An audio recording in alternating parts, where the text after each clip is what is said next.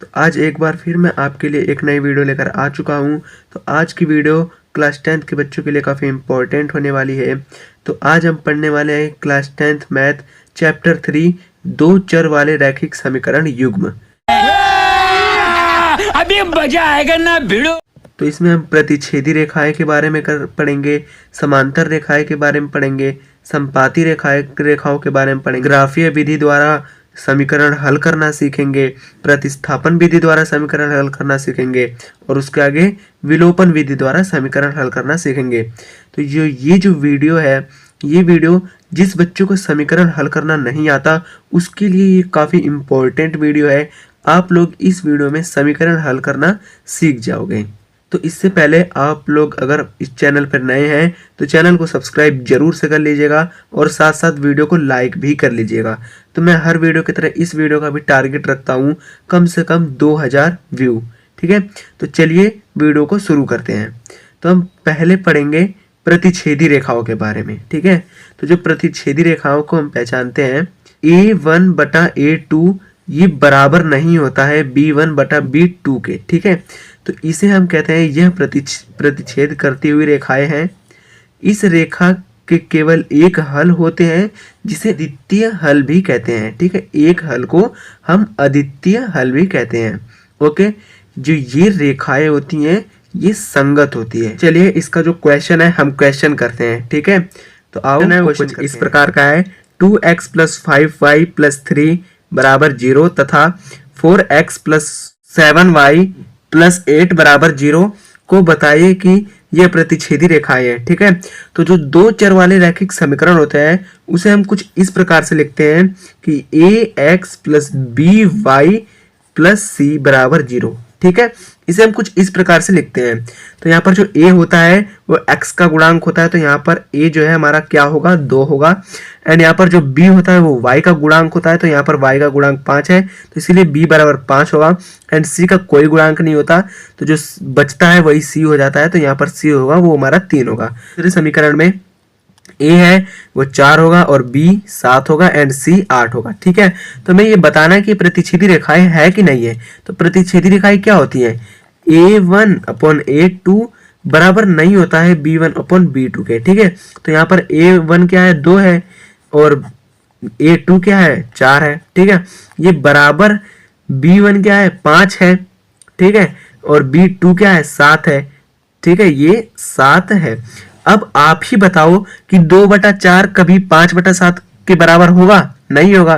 तो इसीलिए ये बराबर नहीं है, इसीलिए ये जो रेखा है ये प्रतिच्छेदी रेखाएं है। होप कि आपको प्रतिच्छेदी रेखाएं समझ में आ गई होंगी। तो जो हमारी समांतर रेखाएं होती हैं उन्हें हम कुछ इस प्रकार लिखते हैं, A1 बटा A2 बराबर होता है B1 बटा B2 के, और जो B1 बटा B2 है वो बराबर नहीं होता है C1 / C2 के। ठीक है, तो यह रेखाएं समांतर रेखाएं कहलाती हैं एंड इस रेखा का कोई हल नहीं होता। ओके, अब मैं आपको प्रतिच्छेदी रेखा के बारे में थोड़ा सा बता देता हूँ कि प्रतिच्छेदी रेखा का एक हल होता है। वो कैसे होता है, क्योंकि जो प्रतिच्छेदी रेखा होते हैं वो आपस में काटती हैं। ठीक है, तो जिस बिंदु पे काटती है वहां केवल ये एक ही बिंदु पे काटती हैं, तो इसीलिए वो इनका एक हल होता है। एंड जो समांतर रेखाएं होती हैं वो आपस में ऐसे चलती है, कुछ इस प्रकार चलती रहती है। ये आपस में कभी एक दूसरे को प्रतिच्छेद नहीं करती, इसीलिए इनका कोई हल नहीं होता। ठीक है, और थर्ड पार्ट है संपाती रेखाएं, तो उसके बारे में मैं आपको आगे बताऊंगा। ओके, समांतर रेखाएं होती हैं वो असंगत होती हैं। ओके, तो आइए उसका भी हम सवाल देख लेते हैं। तो जो आपका अगला क्वेश्चन है वो कुछ इस प्रकार का है कि 2x + 5y + 3 बराबर 0 तथा 4x + 10y + 7 बराबर 0 को बताइए कि यह समांतर रेखाएं हैं।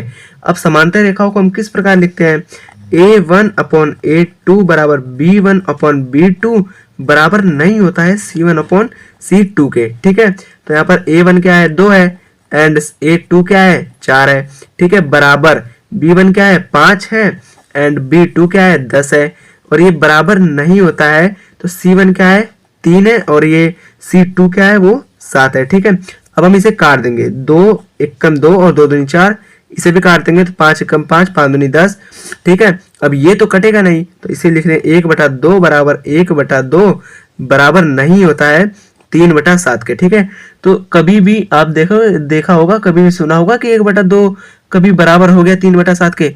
इसीलिए जो समांतर रेखाएं होती है वो A1/A2 बराबर B1/B2 बराबर नहीं होता है C1/C2 के, ठीक है।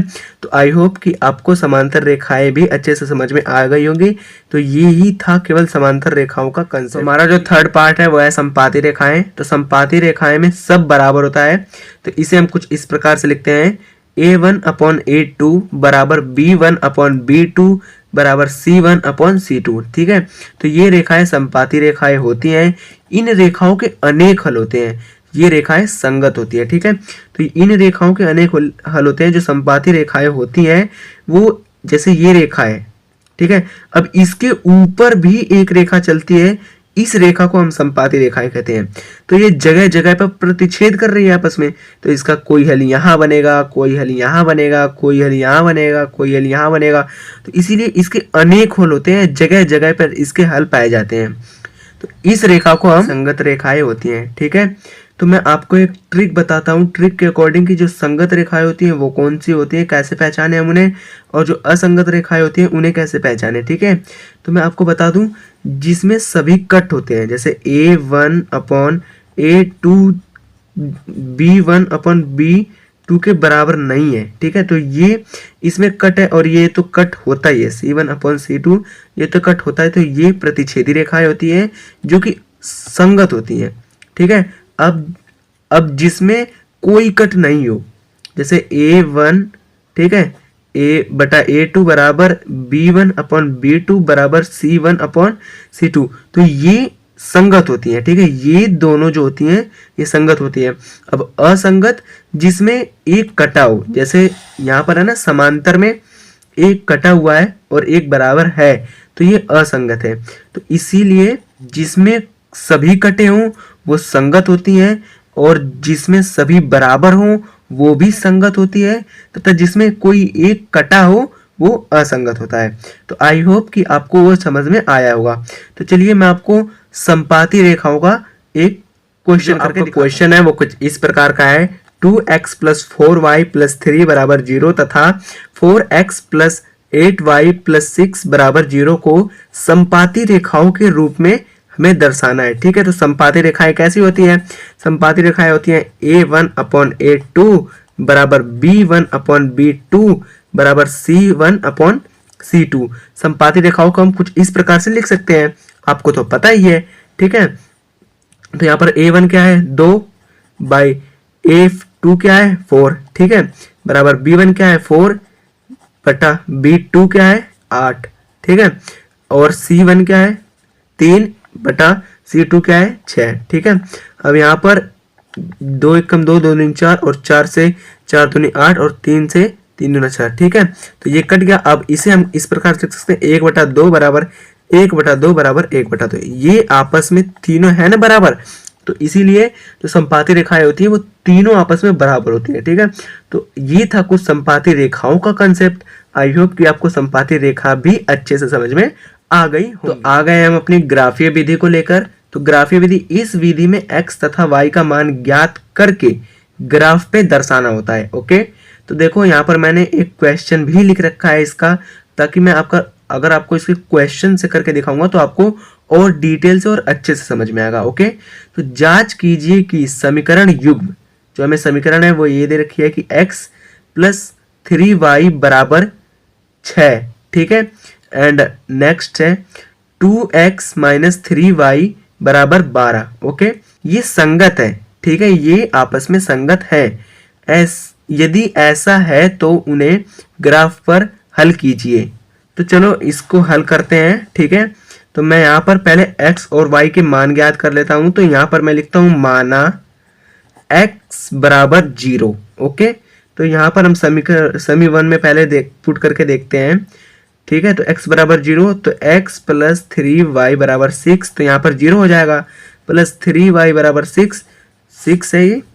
फिर इसे हम ऐसे लिख देंगे, फिर यहाँ पर लिखेंगे 3y बराबर 6, क्योंकि 0 में इसे जोड़ो तो यही आएगा, ठीक है। फिर ये 3 यहाँ भाग में है तो इधर जाके मल्टीप्लाई में हो जाएगा। इसकी मैंने एक अलग से वीडियो बना रखी है, तो अगर आपने उस वीडियो को नहीं देखी है तो सबसे पहले आप जाके उस वीडियो को देखो। उस वीडियो का जो थंबनेल है आपको इधर साइड में दिख रहा होगा, ओके। और उस वीडियो का जो लिंक है वो डिस्क्रिप्शन बॉक्स में मैंने डाल दिया है, तो जाके आप पहले उस वीडियो को देखोगे तो आपको प्लस माइनस गुणा भाग वाला जो चिन्ह है वो इधर उधर जाके बदलता है, वो अच्छे से समझ में आ जाएगा, ठीक है। तो यहाँ पर सिंपली ये गुणे में है, तो जब इधर जाके जाएगा तो ये भाग में हो जाएगा, तो y बराबर 6/3, 3 से ये 6 कटेगा दो बार में, तो y बराबर यहाँ पर आ गया 2, ठीक है। तो यहाँ पर हम ऐसे इसे लिखते हैं कुछ इस प्रकार से। पहले हम इसमें 2 हल हमें प्राप्त करने होते हैं, ओके, कम से कम 2 हल, ठीक है।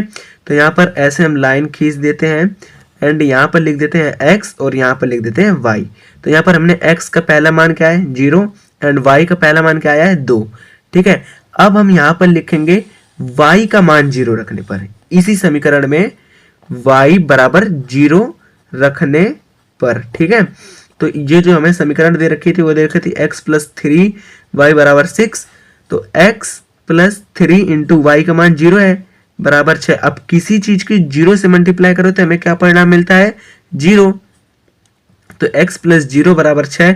अब x में 0 जोड़ेंगे तो x ही आएगा, तो x बराबर 6, ठीक है। तो ये आ गई हमारी x की, तो यहाँ पर हम लिख लेंगे कि x बराबर 6 आया है एंड y बराबर 0, ठीक है। एक तो हमने ये ज्ञात कर लिया। अब हमारा जो सेकंड समीकरण था ये था 2x - 3y बराबर 12, ठीक है। तो इस समीकरण में अब हम x और y का मान ज्ञात करते हैं, ठीक है। तो इसका भी मैं यहीं पर बॉक्स बना लेता हूं। तो ये बॉक्स हमने बना लिया है और मैं साइड में ही यहीं पर नीचे ही हल कर लेता हूं, इधर एक लाइन खींच के। तो यहाँ पर लिखा माना x बराबर 0 रखने पर, ठीक है, रखने पर। तो यहाँ पर x बराबर 0 है, तो जो हमें समीकरण दे रखी है वो है 2x - 3y बराबर 12। तो 2 इंटू x बराबर 0 और -3y बराबर 12, ठीक है। तो ये तो 0 हो गया और ये हो गया -3y बराबर 12। अब ये 0 से हम किसी चीज में किसी में माइनस करें या प्लस करें कोई फर्क नहीं पड़ता है, तो यहाँ पर लिखेंगे 3y बराबर 12, ओके। जब यहाँ इंटू में है यहाँ पर जाके डिवाइड में हो जाएगा, तो y बराबर 12/3 माइनस का, ओके। अब हम इसे काट देंगे तो ये 4 बार में कटेगा, तो हमारा जो y बराबर आएगा y बराबर -4। तो हम अपने इस बॉक्स में लिख देंगे जो हमने नया बनाया है। तो यहाँ पर x का मान तो 0 और y का मान जो है वो -4, ठीक है, लिख देंगे। तो यहाँ पर हम लिख देंगे y का मान -4। अब यहाँ पर हम y का मान 0 रखेंगे, तो y बराबर 0 रखने पर, ठीक है। तो y बराबर 0 रखेंगे, तो जो हमें समीकरण दे रखी थी वो क्या दे रखी थी 2x - 3y बराबर 12, ओके। तो यहाँ पर 2x - 3 इंटू 0 बराबर 12, ठीक है। यहाँ पर हम साइड में करते हैं इसे, तो यहाँ पर है 2x और किसी चीज की 0 में मल्टीप्लाई करें तो क्या होगा 0 ही होगा, बराबर 12, ओके। तो यहाँ पर 0 को लिखेंगे नहीं क्योंकि माइनस और प्लस करो तो कोई फर्क नहीं पड़ता है। तो 2x बराबर 12, तो ये जब यहाँ इंटू में है यहाँ जाकर डिवाइड में हो जाएगा, तो x बराबर 12/2, ये इसे काटेगा तो यहाँ पर x बराबर 6 मिल जाएगा, ओके। तो फिर हम इसका जो खाली डब्बा था उसमें लिख सकते हैं x बराबर 6 एंड y बराबर 0, ठीक है। तो ये संगत है, ओके। तो चलो इसे हम ग्राफ पे दर्शाते। तो दोस्तों जो अपना ग्राफ है वो कुछ इस प्रकार का है, ठीक है। तो मेरे पास फिलहाल अभी ग्राफ उपलब्ध नहीं है, नहीं तो मैं आपको पूरा ग्राफ पे ही बताता। तो खैर मैंने आपके लिए एक ग्राफ बना लिया है और x तथा y की वैल्यू भी मैंने यहाँ पर लिख ली है। तो चलो इसे पहले ग्राफ पे दर्शाते हैं, ठीक है। तो पहले हम इस वाले पॉइंट को दर्शाते हैं। तो x बराबर 0 जो कि यहाँ है एंड y बराबर 2 जो कि यहाँ है, तो जो हमारा पहला पॉइंट होगा वो यहाँ होगा। अब इसका आगे है x बराबर 6, तो x बराबर 6 जो है वो कुछ यहाँ पर है, ठीक है, बिल्कुल कोने में यहाँ पर, एंड y बराबर 0, तो जो हमारा एक पॉइंट है यहाँ पर। तो इसे हम इस प्रकार कुछ मिला लेते हैं, ऐसे करके यहाँ से ऐसे करके ये यहाँ पर मिल गया, ठीक है। अब इसे हम इसका जो इक्वेशन था वो लिख देंगे x + 3y बराबर 6, ठीक है। तो ये कुछ इसकी इक्वेशन थी, ओके। अब अब हम सेकंड पॉइंट पर चलते हैं। तो यहाँ पर x की वैल्यू 0 है, ठीक है, ये 0 हो गई, एंड y की वैल्यू है -4, तो यहाँ पर हो गई। तो एक पॉइंट हमारा यहाँ हो गया, एंड जो दूसरा है वहां पर है x की वैल्यू 6 जो कि यहाँ है, एंड y की वैल्यू 0 है जो यहाँ है, ठीक है। तो जो हमारा दूसरा पॉइंट है वो यहाँ हो गया। अब हम इसे भी इस प्रकार से मिला देते हैं, ठीक है। अब मिलाने पर जो हमारा समीकरण थे वो लिख लेते हैं, 2x - 3y = 12। तो ये हमारी समीकरण थी, ये हमने लिख दिया। और हमें क्वेश्चन में क्या देखा था, ये संगत है, ठीक है। तो संगत कौन सी होती है, आप लोग कमेंट बॉक्स में बताओ कौन कौन सी रेखाएं संगत होती हैं, ठीक है। मैं एक बताता हूं, प्रतिच्छेदी रेखाएं संगत होती हैं, एंड दूसरी का नाम आप कमेंट बॉक्स में बताओगे, ओके। तो देखो यहाँ पर ये आपस में प्रतिच्छेद करती हैं, तो इसीलिए जो है ये संगत होती है, ठीक है। तो जो हमारी ग्राफीय विधि थी वो कुछ इस प्रकार की थी। आई होप कि आपको ग्राफीय विधि अच्छे से समझ में आ गया होगा, ठीक है। अब केवल और केवल हमारे दो टॉपिक बच जाते हैं, पहला प्रतिस्थापन विधि एंड दूसरा विलोपन विधि। तो चलिए उन्हें भी डिटेल से पढ़ते हैं। फाइनली हम प्रतिस्थापन विधि के पास आ चुके हैं, इसे अब हम पढ़ने वाले हैं, ठीक है। तो चलिए शुरू करते हैं।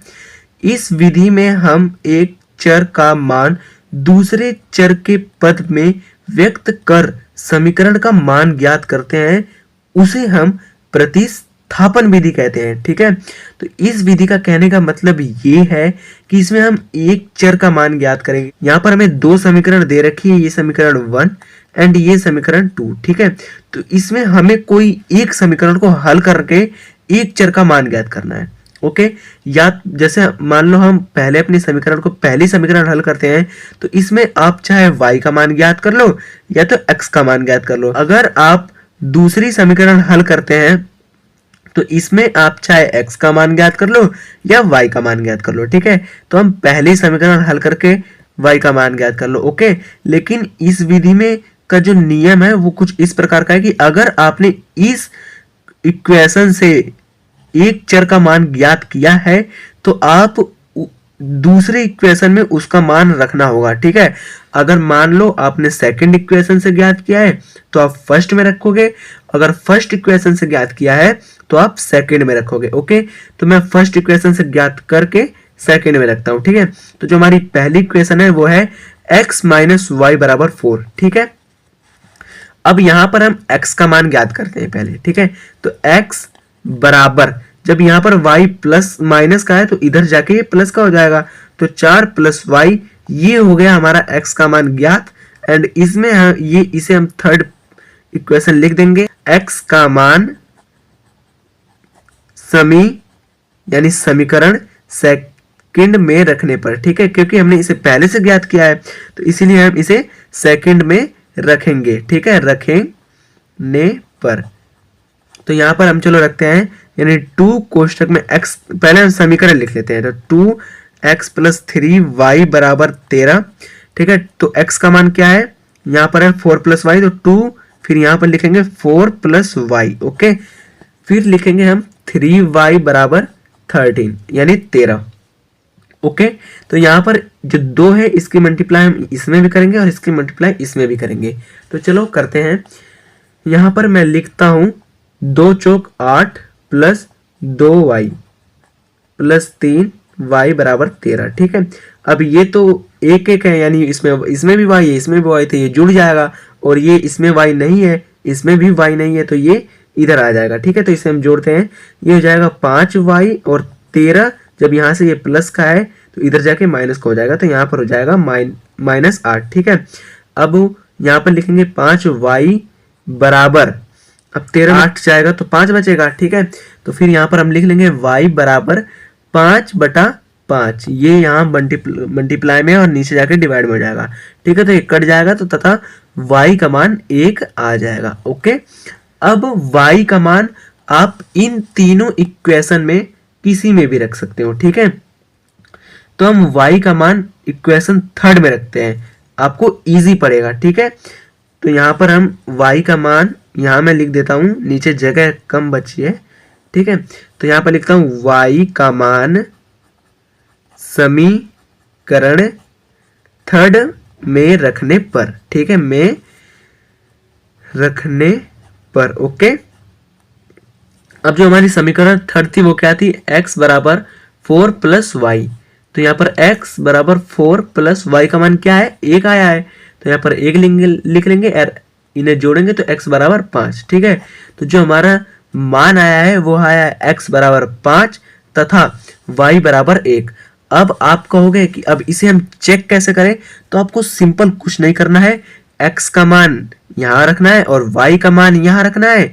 अगर इनका और इनका मान रखने पे, इन्हें जोड़ने घटाने पे इसके बराबर आ जाता है तो ये सही हो जाएगा। एंड दूसरी इक्वेशन में भी x का मान रखना है और y का मान रखना है और इन्हें भी जोड़ने घटाने पर हमें ये लाना है। तो चलो एक बार हम इसे जांच कर लेते हैं। ओके, तो हमारी पहली इक्वेशन थी x माइनस वाई बराबर 4। ठीक है, तो x आया है 5 और y आया है 1 बराबर 4। तो यहाँ पर 5 में से 1 जाएगा तो 4 बराबर 4। ठीक है, तो ये तो हमारा पहली इक्वेशन के अकॉर्डिंग तो ये ठीक है। तो 2x प्लस 3y बराबर 13। ठीक है, तो यहाँ पर मैं लिखता हूँ, तो 2 इंटू एक्स की वैल्यू क्या है 5 प्लस 3 इंटू वाई की वैल्यू क्या है 1 बराबर 13। तो अब जब इन्हें करोगे तो 5 दूनी 10 प्लस 3 बराबर 13 और 13 बराबर 13। ठीक है, यहाँ पर नीचे लिखो 13 बराबर 13, ये बराबर है 13 बराबर 13। तो ये जो है हमारा x तथा y का मान सही आया है। तो x का मान हमारा क्या आया है 5 और y का मान जो है वो 1 आया है। तो जो हमारी प्रतिस्थापन विधि थी वो कुछ इस प्रकार की थी और इसका मैं आपको एक क्वेश्चन देता हूं जो कि आपको खुद करके उसका जो आंसर है वो कमेंट बॉक्स में देना है। ठीक है, तो चलो वो क्वेश्चन क्या है मैं आपको दिखाता हूं। तो जो क्वेश्चन है वो कुछ इस प्रकार का है कि इसे प्रतिस्थापन विधि द्वारा हल करना है। तो जो समीकरण दे रखी है वो पहली समीकरण है x प्लस वाई बराबर 2 एंड जो दूसरी समीकरण है वो है 2x प्लस 3y बराबर 6। ठीक है, तो जो ये क्वेश्चन है ये काफ़ी इजी क्वेश्चन है, तो आप लोग इसका आंसर मुझे कमेंट बॉक्स में दीजिएगा।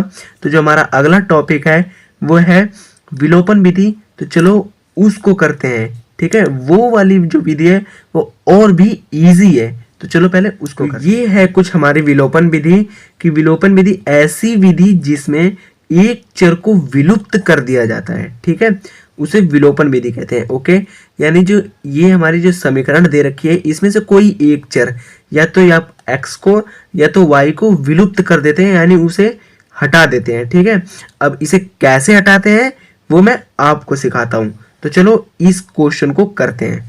तो यहीं पर मैं पास में करता हूं। इसे हम पहले समीकरण 1 और समीकरण 2 मान लेते हैं। ठीक है, तो समीकरण 1 में 2 से, ठीक है, 2 से गुणा करने पर, ठीक है, अब हम पूरी समीकरण में 2 से गुणा करेंगे। ठीक है, तो x प्लस वाई बराबर 10 ये पूरी समीकरण है इंटू 2। तो ये जब हम इसमें 2 से गुणा करेंगे तो जो हमें प्राप्त होगा ये इससे भी मल्टीप्लाई होगा, इससे भी मल्टीप्लाई होगा और इससे भी मल्टीप्लाई होगा। ठीक है, तो इससे पहले मल्टीप्लाई करेंगे तो ये हमें प्राप्त होगा 2x प्लस जब इससे मल्टीप्लाई करेंगे तो 2y बराबर और 10 दूनी 20। ठीक है, तो जो हमारी इक्वेशन है वो कुछ इस प्रकार की बन जाएगी 2x प्लस 2y बराबर 20। ठीक है, अब मैं आपको यही साइड में करके दिखाता हूँ एक चर को विलुप्त करके। ठीक है, तो अब हम इसे ऐसे लिखेंगे 2x प्लस 2y बराबर 20। तो ये इक्वेशन लिखेंगे, ये इक्वेशन अब भूल जाओ। ओके, अब हम ये इक्वेशन लिखेंगे और उसके नीचे ये इक्वेशन लिखेंगे 2x प्लस 5y बराबर 2। हमें इसमें से किसी भी एक चर को बराबर करना पड़ता है। ठीक है, तो जैसे यहाँ पर हमें दे रखा था x प्लस वाई बराबर 10 एंड दूसरे समीकरण में दे रखा था 2x प्लस 5y बराबर 2। ठीक है, तो यहाँ पर आप चाहो तो समीकरण 1 में 2 से मल्टीप्लाई कर सकते हो या तो आप चाहो तो समीकरण 1 में 5 से भी मल्टीप्लाई कर सकते हो। अब आप कहोगे 5 से मल्टीप्लाई क्यों करेंगे, तो जब हम 5 से मल्टीप्लाई करेंगे तो y बराबर हो जाएगा। ठीक है, तो लेकिन यहाँ पर हमने 2 से ही मल्टीप्लाई करी है तो आपको मैं 2 से मल्टीप्लाई करके दिखाता हूँ। ठीक है, तो ये लिख देंगे। अब यहाँ पर देखो ये जब भी किसी के आगे कोई चिन्ह नहीं होता तो उसे हम प्लस का चिन्ह मानते हैं, लेकिन जब हमें तो एक चीज को विलुप्त करना है, एक चर को तो विलुप्त करना है यानी मिटा देना है। ठीक है, तो यहाँ पर हम इसका निशान बदल लेंगे। ओके, तो यहाँ जब भी यहाँ प्लस है तो यहाँ माइनस हो जाएगा और यहाँ पर भी प्लस है तो ये भी माइनस हो जाएगा और यहाँ पर भी प्लस है तो ये भी माइनस हो जाएगा। ठीक है, अगर यहाँ पर पहले से माइनस रहता तो यहाँ पर प्लस हो जाता। ओके, अब यहाँ पर 2 में से 2 जाएगा 0, तो इसे हम ऐसे काट देंगे, ठीक है। अब यहाँ पर प्लस का 2 है और माइनस का 5 है, तो बड़ा कौन सा है? माइनस का बड़ा है, तो यहाँ पर हम सिंपली लिख लेंगे, जब माइनस के 5 में से मतलब 5 में से 2 घटाएंगे तो 3 आएगा, तो लेकिन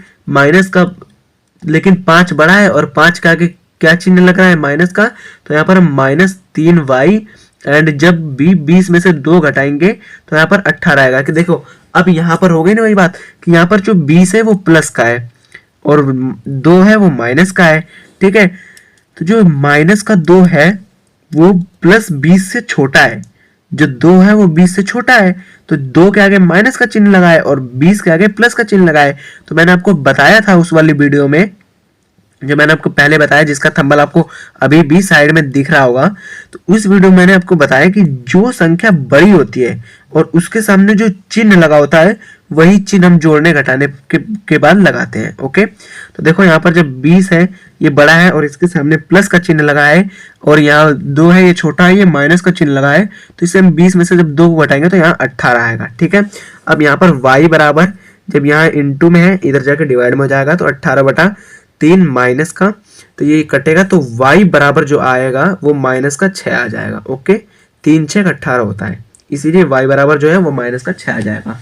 अब हमें सिंपली कुछ नहीं करना है, y का मान आपको समी 1 में और समी सेकंड में रखना है, ठीक है।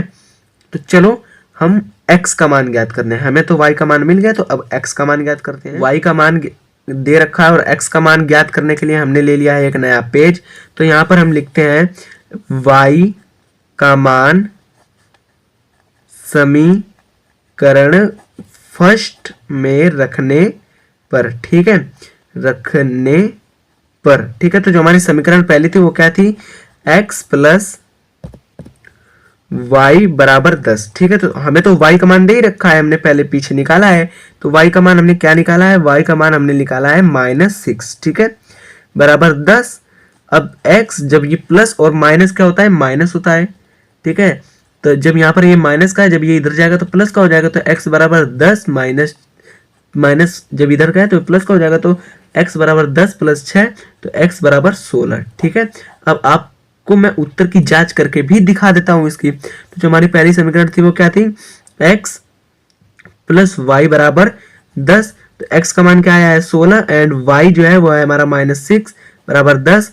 अब हम यहाँ पर लिखते हैं 16 प्लस 16 माइनस, क्योंकि प्लस माइनस माइनस, और 6 बराबर 10, तो 16 में से 6 जाएगा तो क्या? 10 बराबर 10, ठीक है।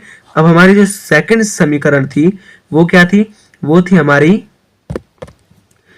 2x प्लस 5y बराबर क्या थी? 2, ठीक है। तो यहाँ पर 2 इंटू x का मान क्या है? 16 प्लस 5 इंटू y का मान क्या है? -6 बराबर 2, ठीक है।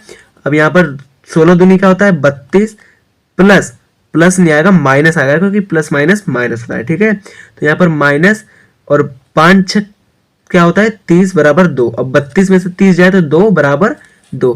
तो जो हमारा ये आंसर आया है कि x बराबर 16 और y बराबर -6, तो ये आंसर पूरा सही है, इसे कोई भी गलत नहीं कह सकता, ठीक है। तो जो आज की वीडियो थी वो हमारी ये थी, और ये जो चैप्टर है आज खत्म हो गया। तो आई होप कि आपको ये चैप्टर से जितने भी डाउट थे वो सब क्लियर हो चुके होंगे। अगर वीडियो अच्छा लगा है तो वीडियो को फिर से लाइक कर, और मेरा जो टारगेट है उसे भी कंप्लीट कर दीजिएगा अपने दोस्तों में इस वीडियो को शेयर करके, और चैनल पर नए हो तो चैनल को सब्सक्राइब भी कर लीजिएगा। तो बस आज इतना ही, तो मिलेंगे आपसे अपनी अगली वीडियो में किसी नए टॉपिक के साथ। तब तक के लिए जय हिंद, जय भारत, और आपका वीडियो देखने के लिए धन्यवाद।